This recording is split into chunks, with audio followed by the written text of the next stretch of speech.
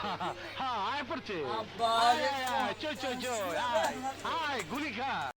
আমাদের মানুষের জীবনে সব থেকে একটা সমস্যা হলো বড় সমস্যা, সেটা হলো রাগ। আমাদের মেন সমস্যা হলো রাগ। এই রাগের কারণে আমাদের হয় অশান্তি, আচ্ছা আচ্ছা তা চলো গাঁথনি করতে হবে না? হয় ঝগড়া, আবার হয় মারামারি।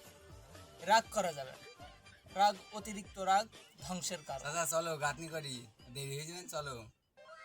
রাগ মানুষের জীবনটা একেবারে ক্ষতি করে দেয়।